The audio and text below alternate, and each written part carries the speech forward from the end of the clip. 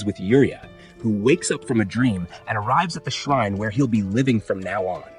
A girl notices him and thinks he's cute, assuming he's there to pray for good grades since he's holding a book. However, Yuria doesn't believe in gods, so he simply goes to the house next to the shrine. Finding no one there, he enters and hears the sound of girls changing clothes.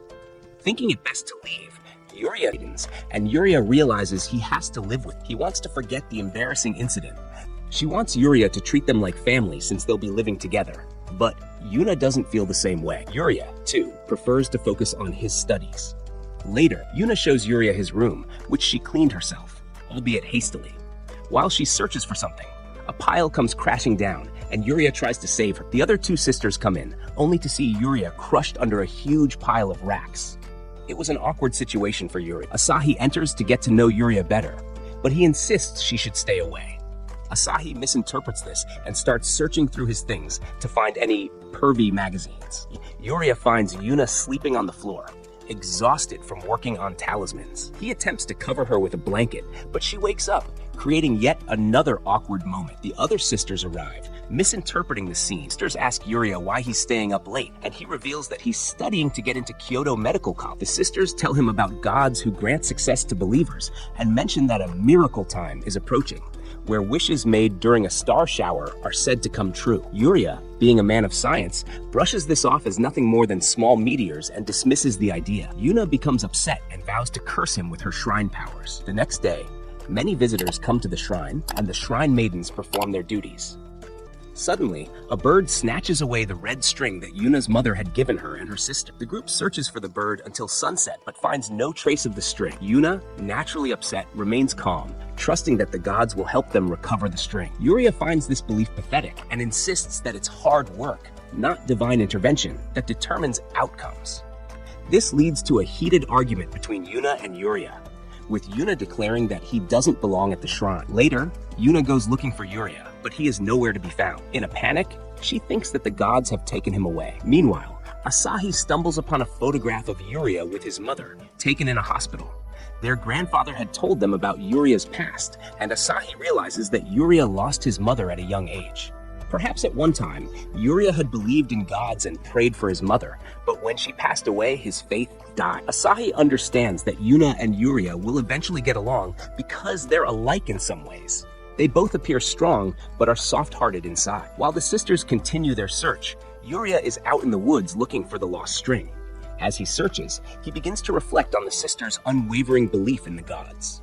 Meanwhile, Yuna arrives at the shrine and sees Yuria praying, wishing for Yuna to find her treasure. Touched by the gesture, Yuna joins him and apologizes for the harsh things she had said earlier. She realizes that Yuria worked hard to find the string and understands that, deep down, he still respects the gods, even if he doesn't openly admit it. The other two sisters find them, and Asahi misinterprets the situation in her usual humorous way. As they head back, hoping for a miracle, the sky lights up with a star shower, and the scene is filled with majestic light. Cherry blossom petals float in the air, creating a beautiful sight. While Yuria still insists that it's a natural phenomenon and not a miracle, the girls tell him to open his eyes to the beauty of the moment. Embarrassed, Yuria blushes. Suddenly, someone returns the red string to Yuna. It had been in a bird's nest all along. The episode ends with the arrival of Chidori, the sister's grandfather. He's glad that Yuria is staying at the shrine and reveals his hope that Yuria will become the priest and marry one of his granddaughters. Though you had always dreamed of becoming a doctor, not a priest, the old man tried to persuade you to reconsider, suggesting that you could still work side jobs while serving the shrine. When he mentioned his plans to recommend you to Kyoto University, where you always wanted to study, you reluctantly agreed to his marriage proposal, seeing it as a way to secure your spot at the university. The old man was thrilled to have a groom for his granddaughter, but you secretly intended to play along only until you were admitted to college. The granddaughters were just as surprised. Yuna, one of the girls, had no desire to marry you, believing a non-believer couldn't possibly run the shrine. Still, her grandfather was firm in his decision. Determined to make you leave, Yuna devised a series of impossible tasks to discourage you. The first challenge was cooking, but the refrigerator was nearly empty. Expecting failure, she was surprised when you managed to whip up a delicious meal with limited ingredients. Next, Yuna tasked you with laundry, which made the sisters uncomfortable since it meant handling their undergarments. Yet, You completed the job without fuss, even folding the clothes neatly, leaving them stunned. As a final challenge, Yuna assigned you to clean Ai's chaotic room, which had an odd smell due to her art supplies. You learned that Ai, who aspired to be an artist, was attending art college. Despite the mess, you managed to tidy the room, impressing Yuna and the others. While Yuna began to reconsider her initial plan, you thanked them for their hospitality and made it clear that you needed time to study to pursue your dream of becoming a doctor. You left the shrine, determined to get into Kyo University on your own. Despite your departure, the girls found themselves unable to stop thinking about you and decided to follow you, only to end up in front of a spooky house. Yuna assumed this was where you were living after they kicked you out. Suddenly, you appeared, surprising them, and introduced the girls to Mahiru, who cared for the foster children living there. Mahiru thanked the girls for looking after you, jokingly saying they were too good for you. She explained how hard you were working to get into Kyo University, just like her. When you questioned Mahiru about arranging the marriage, she revealed that after years of supporting you, she expected you to appreciate her efforts. Her intensity left the girls impressed. The foster children were busy making paper cranes to wish for their parents' recovery, as many of them were hospitalized. Though you were skeptical, Yuna explained the crane's symbolic significance, inspiring the girls to join in. Despite their clumsy efforts, each sister managed to fold a crane, and after some coaxing from the kids, you helped complete the rest. One child reminded you of your younger self, doubtful that the cranes could make a difference. You comforted him, saying the doctors would work hard because of the children's sincerity, moving the girls. Mahiru then shared that you had once folded thousands of cranes for your own mother, a testament to your resilience. She asked the girls to take good care of you, knowing that, despite your stubbornness, you were reliable. When Mahiru asked why you'd left the shrine, you explained that you needed more time to study rather than just doing chores. Seeing the girls' concern for you, Mahiru reassured you that you could achieve anything you set your mind to. Realizing how Mahiru had always balanced caring for the children with her own studies, you reconsidered. The girls noticed you smiling and teased you about being in love with Mahiru, which you denied. Apologizing for leaving abruptly, you agreed to return to the shrine, this time with a new arrangement. The girls proposed dividing the chores so they could all live together as a family. It was a touching moment that solidified your bond, though the girls still struggled with daily tasks. I quickly managed to mess up her room again, and Yuna took her time preparing breakfast. When the old man returned, he was pleased to see everyone getting along and decided to arrange a formal marriage meeting. The next day, Yu prepared himself for his first marriage meeting. His first meeting was with the youngest sister, Asahi. Initially, Yu wasn't particularly excited, but Asahi was full of energy and enthusiasm about spending the entire day together. The elder family members left to give them privacy, but Asahi's idea of quality time surprised Yu. She began removing her outer clothes, leaving Yu momentarily stunned until he realized she was wearing athletic gear underneath. Asahi, a fitness enthusiast, suggested they jog together to stay healthy. This took Yu by surprise, as he had assumed she was the laziest of the sisters. Determined not to be outdone by a middle schooler, Yu joined her. However, after 5 hours, he was utterly exhausted, admitting he had underestimated her endurance. Later, while Yu was taking a bath to relax, Asahi casually entered without closing the door. She explained that she doesn't like closed spaces, which Yu chalked up to her quirky nature. Asahi wasn't ready for their time together to end, so she sneaked into Yu's futon under the pretext of finding her spare jogging shoes. Searching for the shoes led them to the storehouse.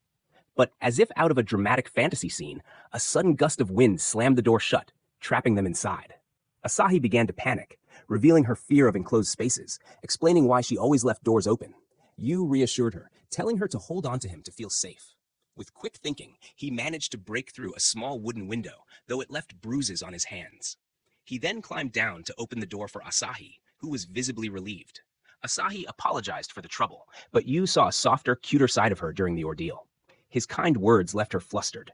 Their moment was interrupted when her sisters arrived to check on her, bringing the day to a close. The second day brought Yu's marriage meeting with Yuna, the middle sister.